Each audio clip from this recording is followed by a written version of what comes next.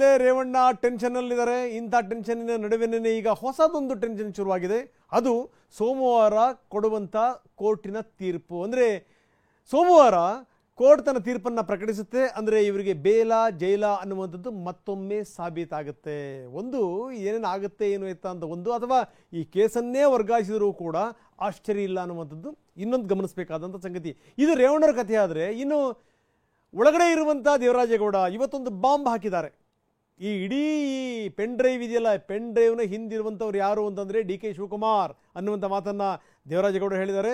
ನನ್ನನ್ನು ಬೋರಿಂಗ್ ಕ್ಲಬ್ಬಿಗೆ ಕರೆಸಿ ಅಲ್ಲಿ ಮಾತುಕತೆ ಮಾಡಿದರು.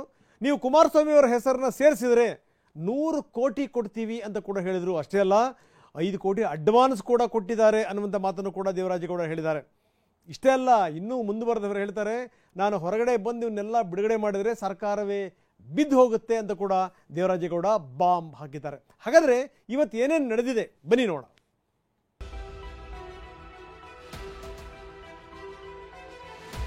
ಕಾರ್ತಿಕ್ ಕರೆಸ್ಕೊಂಡು ಪೆನ್ ಡ್ರೈವ್ ರೆಡಿ ಮಾಡಿದ್ದೆ DCM DK. ಕಾರ್ತಿಕ್ ನಿಂದ ಸಂಪೂರ್ಣ ಮಾಹಿತಿಯನ್ನು ಪಡ್ಕೊಂಡಿರೋದು. ಕಾರ್ತಿಕ್ ಪೆನ್ ಡ್ರೈವ್ ತರಿಸ್ಕೊಂಡು ಪೆನ್ ಡ್ರೈವ್ ರೆಡಿ ಮಾಡಿದೆ DK ಶಿವಕುಮಾರ್.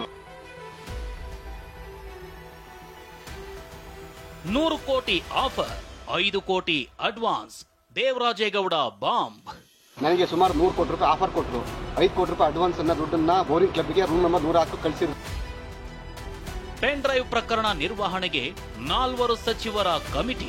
ಇದಕ್ಕೆ 4 ಜನ ಮಂತ್ರಿಗಳ ಕಮಿಟಿ ಅಂತ ಹೇಳಿದ್ನಲ್ಲ, ಚಲರಾಯ ಸ್ವಾಮಿ, ಕೃಷ್ಣ ಬೈರೇಗೌಡ, ಪ್ರಿಯಾಂಕಾ ಖರ್ಗೆ ಮತ್ತು ಇನ್ನೊಬ್ಬರು ಸಚಿವರು.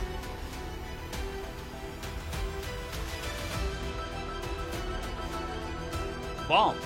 ಪ್ರಜ್ವಲ್ ರೇವಣ್ಣ ವಿರುದ್ಧ ಲೈಂಗಿಕ ದೌರ್ಜನ್ಯ ಪ್ರಕರಣ, ಪೆನ್ ಡ್ರೈವ್ ಕೇಸ್ ಕ್ಷಣಕ್ಕೊಂದು ದಿನಕ್ಕೊಂದು ಟ್ವಿಸ್ಟ್ ಪಡೆದು ಸಾಕ್ತಿರೋವಾಗಲೇ SIT ವಶದಲ್ಲಿರೋ ವಕೀಲ ದೇವರಾಜೇಗೌಡ ಹೊಸ ಬಾಂಬ್ ಸಿಡಿಸಿದ್ದಾರೆ. ಹೌದು, ಹಿಂದೆ ಪೆನ್ ಡ್ರೈವ್ ಪ್ರಕರಣ ಬಹಿರಂಗವಾದಾಗ DCM DK ವಿರುದ್ಧ ಇದೇ ದೇವರಾಜೇಗೌಡ ಗಂಭೀರ ಆರೋಪ ಮಾಡಿದ್ರು. ಸದ್ಯ ಅತ್ಯಾಚಾರ ಪ್ರಕರಣದಲ್ಲಿ ನ್ಯಾಯಾಂಗ ಬಂಧನಕ್ಕೊಳಗಾಗಿರುವ ದೇವರಾಜೇಗೌಡಗೆ ಇಂದು ಹಾಸನದ 5ನೇ ಹೆಚ್ಚುವರಿ ಸಿವಿಲ್ ಕೋರ್ಟ್ SIT ಕಸ್ಟಡಿಗೆ ನೀಡಿ ಆದೇಶಿಸಿದೆ. ಕೋರ್ಟ್ಗೆ ಹಾಜರುಪಡಿಸಿದ ವೇಳೆ ಖಾಕಿ ಕಸ್ಟಡಿಯಲ್ಲಿದ್ದುಕೊಂಡೇ ಮಾಧ್ಯಮಗಳಿಗೆ ಮಾತನಾಡಿದ ದೇವರಾಜೇಗೌಡ ಹೊಸ ಆರೋಪ ಮಾಡಿದ್ದಾರೆ. ಪ್ರಜ್ವಲ್ ಮಾಜಿ ಕಾರ್ ಡ್ರೈವರ್ ಕಾರ್ತಿಕ್ನನ್ನ ಕರೆಸಿಕೊಂಡು ಪೆನ್ ಡ್ರೈವ್ ರೆಡಿ ಮಾಡಿದ್ದೆ DK ಅಂತ ಆರೋಪಿಸಿದ್ದಾರೆ. ನನ್ನನ್ನ DK ಶಿವಕುಮಾರ್ ಅವರು ಕರೆಸಿದ್ರು. ನೀನು HD ಕುಮಾರಸ್ವಾಮಿ ವಿರುದ್ಧ ಆರೋಪ ಮಾಡಬೇಕು. ಕುಮಾರಸ್ವಾಮಿ ಪೆನ್ ಡ್ರೈವ್ ಹಂಚಿದ್ದಾರೆ ಅಂತ ಹೇಳಿದ್ರೆ ನಿಂಗೇನು ಸಮಸ್ಯೆ ಆಗಲ್ಲ, ನಾನು ಸೆಕ್ಯೂರ್ ಮಾಡ್ತೀನಿ ಅಂತ ಹೇಳಿದ್ರು ಅಂತ ಆರೋಪಿಸಿದ್ದಾರೆ. ಅಷ್ಟೇ ಅಲ್ಲ, ಈ ಕೇಸ್ ನಿರ್ವಹಣೆ ಮಾಡೋಕೆ 4 ಸಚಿವರ ಕಮಿಟಿಯನ್ನೇ ಮಾಡಿದ್ದಾರೆ ಅಂತ ದೇವರಾಜೇಗೌಡ ಆರೋಪಿಸಿದ್ದಾರೆ.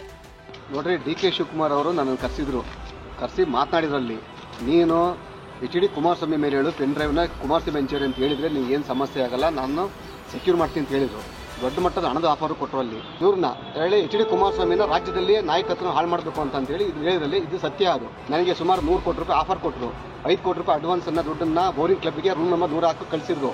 ಆ ಮೀಟಿಂಗ್ಗೆ ನನಗೆ ಯಾರು ಹೇಳಿ, ನಮ್ಮ MA ಗೋಪಾಲಸ್ವಾಮಿ ಇದಾನಲ್ಲ, ಚಂದ್ರಪಣ್ಣ ಗೋಪಾಲಸ್ವಾಮಿನ ಸಂಧಾನ ಕಳಿಸಿದ್ರು. ಅಲ್ಲಿ 5 ಕೋಟಿ ರೂಪಾಯಿ ಕ್ಯಾಶ್ ಕೊಟ್ಟು ಕಳಿಸಿದ್ರು. ಅಲ್ಲಿ ಎಷ್ಟು ಕೋಟಿ ಆಫರ್ ಮಾಡಿದ್ರು? 100 ಕೋಟಿ ರೂಪಾಯಿ 100 ಕ್ರೋಸ್. ಯಾರು ಸರ್ ಆಫರ್ ಮಾಡಿದ್ದು? DK ಶಿವಕುಮಾರ್. ಇಷ್ಟಕ್ಕೆ ಸುಮ್ಮನಾಗದ ದೇವರಾಜೇಗೌಡ, ನಾನ್ ರಿಲೀಸ್ ಆದ್ರೆ ಸರ್ಕಾರವೇ ಪತನವಾಗುತ್ತೆ ಎಂದಿದ್ದಾರೆ. DK ಶಿವಕುಮಾರ್ ಆಡಿಯೋಗಳಿದ್ಯಾ? ಎಲ್ಲ ಇದಾವೆ. ನಿಮ್ಮ ಮನೆ ಮೇಲೆ ರೈಡ್ ಆಗಿ ಆರ್ಟಿಸ್ಟ್ ಭಾಷೆ ಪಡಿಸ್ಕೊಂಡ್ರೆ ಸರ್ಕಾರ ಪತನ ಆಗಿದೆ, ನಾನು ಹೊರಗಡೆ ಬಂದಿದ್ದೇನೆ, ಸರ್ಕಾರ ಪತನ ಆಗೋದೇನೆ. ಸರ್ಕಾರ ಪತನ ಆಗಿದೆ, ನಾನು ಹೊರಗಡೆ ಬಂದಿದ್ದೇನೆ, ಸರ್ಕಾರ ಪತನ ಆಗೋದೇನೆ. HD ರೇವಣ್ಣಗೆ ಸೋಮವಾರದ ಟೆನ್ಷನ್. ಅತ ದೇವರಾಜೇಗೌಡ ಬಾಂಬ್ ಮೇಲೆ ಬಾಂಬ್ ಹಾಕಿದ್ರೆ, ಇತ ರೇವಣ್ಣಗೆ ಈಗ ಸೋಮವಾರದ ಟೆನ್ಷನ್ ಶುರುವಾಗಿದೆ. ಕಿಡ್ನಾಪ್ ಪ್ರಕರಣದಲ್ಲಿ ಜಾಮೀನು ಪಡೆದು ಹೊರಬಂದಿರೋ ರೇವಣ್ಣಗೆ ಹೊಳೆನರಸೀಪುರ ಠಾಣೆಯಲ್ಲಿ ದಾಖಲಾಗಿರೋ ಲೈಂಗಿಕ ದೌರ್ಜನ್ಯ ಕೇಸ್ ಗುತ್ತಿಗೆಗೆ ತಂದಿಟ್ಟಿದೆ. ಈ ಕೇಸ್ನಲ್ಲಿ A1 ಆರೋಪಿಯಾಗಿರೋ ರೇವಣ್ಣ ಜಾಮೀನಿಗಾಗಿ ಅರ್ಜಿ ಸಲ್ಲಿಸಿದ್ದಾರೆ. ಇಂದು ಕೋರ್ಟ್ನಲ್ಲಿ ಜಾಮೀನು ಅರ್ಜಿ ವಿಚಾರಣೆ ಮಾಡಬಹುದೇ ಇಲ್ಲವೇ ಅನ್ನೋ ಬಗ್ಗೆ ವಾದ ಪ್ರತಿವಾದ ನಡೆಯಿತು. ಹಾಗಿದ್ರೆ ಕೋರ್ಟ್ನಲ್ಲಿ ನಡೆದ ವಾದ ಪ್ರತಿವಾದ ಏನು ತೋರಿಸ್ತೀವಿ ನೋಡಿ. ಸಂತ್ರಸ್ತೆಯ ಹೇಳಿಕೆ ಬಳಿಕ ಈ ಪ್ರಕರಣದಲ್ಲಿ IPC ಸೆಕ್ಷನ್ 376 ಅಂದ್ರೆ ಅತ್ಯಾಚಾರ ಆರೋಪ ಸೇರಿಸಲಾಗಿದೆ. ಮೊದಲಿಗೆ ಈ ಕೇಸ್ನಲ್ಲಿ ಸೆಕ್ಷನ್ 354A D ಮಾತ್ರವಿತ್ತು. ರೇವಣ್ಣ ಮತ್ತು ಪ್ರಜ್ವಲ್ ಇಬ್ಬರ ವಿರುದ್ಧವೂ ಲೈಂಗಿಕ ದೌರ್ಜನ್ಯ ಆರೋಪವಿದೆ. ಒಮ್ಮೆ ಅತ್ಯಾಚಾರ ಆರೋಪ ದಾಖಲಾದ್ರೆ ಜಾಮೀನು ಅರ್ಜಿ ವಿಚಾರಣೆ ನಡೆಸಲು ಮ್ಯಾಜಿಸ್ಟ್ರೇಟ್ ನ್ಯಾಯಾಲಯಕ್ಕೆ ಅಂದ್ರೆ ಈ ಕೋರ್ಟ್ಗೆ ವ್ಯಾಪ್ತಿ ಇಲ್ಲ. ಸೆಕ್ಷನ್ 376 ಅಪರಾಧಕ್ಕೆ ಜೀವಾವಧಿ ಶಿಕ್ಷೆ ಇದೆ. ಇದು ಜಾಮೀನು ರಹಿತ ಅಪರಾಧ. ಹೀಗಿದ್ದಾಗ ಜಾಮೀನು ಅರ್ಜಿ ಊರ್ಜಿತವಲ್ಲ. ಇಬ್ಬರ ವಿರುದ್ಧ ತನಿಖೆ ಇನ್ನೂ ನಡೆಯುತ್ತಿದೆ. ಆರೋಪ ಪಟ್ಟಿ ದಾಖಲಾದ ನಂತರವಷ್ಟೇ ಯಾರ ಮೇಲೆ ಏನು ಆರೋಪ ತಿಳಿಯಲಿದೆ. ಈ ಹಂತದಲ್ಲಿ ರೇವಣ್ಣ ವಿರುದ್ಧ ಇಷ್ಟೇ ಅಪರಾಧ ಎಂದು ಹೇಳಲಾಗುವುದಿಲ್ಲ. ಹೀಗಾಗಿ ಇದು ಸೆಷನ್ಸ್ ಕೋರ್ಟ್ ವ್ಯಾಪ್ತಿಗಿರುವ ಪ್ರಕರಣ. ಸೆಕ್ಷನ್ 41A ಅಡಿ ವಿಚಾರಣೆಗೆ ಹಾಜರಾಗುವಂತೆ ಸೂಚಿಸಿದ್ರೂ ಬಂದಿಲ್ಲ. ಇದನ್ನ ಜಾಮೀನು ಅರ್ಜಿಯ ವಿಚಾರಣೆ ವೇಳೆ ಹೇಳ್ತೇನೆ. ಈಗ ಜಾಮೀನು ಅರ್ಜಿಯನ್ನ ವಿಚಾರಣೆಗೆ ಸ್ವೀಕರಿಸಬಾರದೆಂಬ ವಿಚಾರಕ್ಕಷ್ಟೇ ವಾದಿಸುತ್ತಿದ್ದೇನೆ. ಹೀಗಂತ ವಾದ ಮಾಡಿದ್ರು. ಬಳಿಕ ರೇವಣ್ಣ ಪರ ವಕೀಲ ಸಿ.ವಿ. ನಾಗೇಶ್ ತಮ್ಮ ವಾದ ಆರಂಭಿಸಿದ್ರು. ದಯವಿಟ್ಟು ನಾನು ಸಲ್ಲಿಸಿರುವ ಅರ್ಜಿಯಲ್ಲಿನ ಮನವಿ ನೋಡಿ.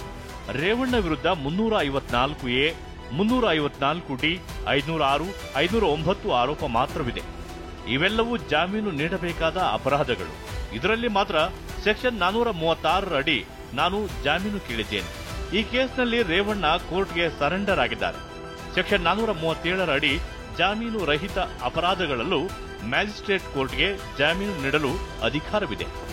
ಹೀಗೆ ಮ್ಯಾಜಿಸ್ಟ್ರೇಟ್ ಕೋರ್ಟ್ ಕೂಡ ಜಾಮೀನು ನೀಡಬಹುದು ಅನ್ನೋ ವಾದವನ್ನ ಸಿ.ವಿ. ನಾಗೇಶ್ ಮುಂದಿಟ್ರು. ಆಗ ಎಸ್ಐಟಿ ಪರ ವಕೀಲೆ ಜಾಯ್ನಾ ಕೊಥಾರಿ ಆಕ್ಷೇಪ ವ್ಯಕ್ತಪಡಿಸಿದ್ರು. ನೀವು ಜಾಮೀನು ಅರ್ಜಿಯ ಮೇಲೆ ವಾದಿಸ್ತಿದ್ದೀರಿ ಅಂತ ಹೇಳಿದ್ರು.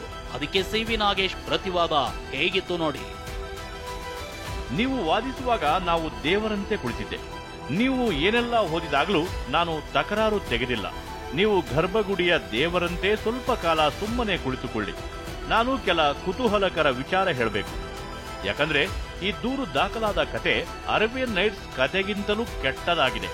ಸಂತ್ರಸ್ತೆಯ ಪರವಾಗಿ ಮಾಹಿತಿದಾರ ಹೊಳೆನರಸೀಪುರ ಠಾಣೆಗೆ ಹೋಗುತ್ತಾನೆ.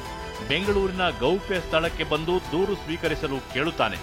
ಈ ಮನವಿ ಮೇರೆಗೆ ಠಾಣಾಧಿಕಾರಿ ಮೇಲಾಧಿಕಾರಿ ಸಮ್ಮತಿ ಪಡೆದರು. ಬೆಳಗಿನ ಜಾವ ಮಹಿಳಾ ಅಧಿಕಾರಿಯೊಂದಿಗೆ ಬೆಂಗಳೂರಿಗೆ ಬಂದರು. ಗೌಪ್ಯ ಸ್ಥಳದಿಂದ ಬಂದ ಮಹಿಳೆ ಟೈಪ್ ಮಾಡಿದ ದೂರು ನೀಡಿದರು. ಅದನ್ನ ಸ್ವೀಕರಿಸಿ ಪೊಲೀಸರು ಎಫ್ಐಆರ್ ದಾಖಲಿಸಿದ್ದಾರೆ. ಇಂಥ ಕೇಸಿನಲ್ಲಿ ಸಿಆರ್ಪಿಸಿ 154 ಅಡಿ ಮಹಿಳಾ ಅಧಿಕಾರಿ ದೂರು ದಾಖಲಿಸಬೇಕು. ಮಹಿಳೆಯ ಘನತೆ ಕಾಪಾಡಲು 2013ರಲ್ಲಿ ಈ ತಿದ್ದುಪಡಿ ತರಲಾಯಿತು. ಮಹಿಳೆಯ ಹೇಳಿಕೆಯನ್ನ ವಿಡಿಯೋಗ್ರಾಫ್ ಮಾಡಬೇಕೆಂಬ ನಿಯಮ ಇದೆ. ಇಲ್ಲಿ ಮಹಿಳಾ ಅಧಿಕಾರಿ ಈ ದೂರು ದಾಖಲಿಸಿಕೊಂಡಿಲ್ಲ. ಬದಲಿಗೆ ಪುರುಷ ಅಧಿಕಾರಿ ಅಜಯ್ ಕುಮಾರ್ ಎಂಬ ಪಿಎಸ್ಐ ದೂರು ದಾಖಲಿಸಿಕೊಂಡಿದ್ದಾರೆ. ಹೀಗಾಗಿ ಎಫ್ಐಆರ್ ದಾಖಲಿಸಿರುವುದೇ ಕಾನೂನು ಬಾಹಿರವಾಗಿದೆ. ಲೈಂಗಿಕ ದೌರ್ಜನ್ಯ ಬೇರೆ, ಅತ್ಯಾಚಾರ ಬೇರೆ. ಇದು ಟೈಪ್ ಮಾಡಿ ಸಿದ್ಧಪಡಿಸಿದ ದೂರು.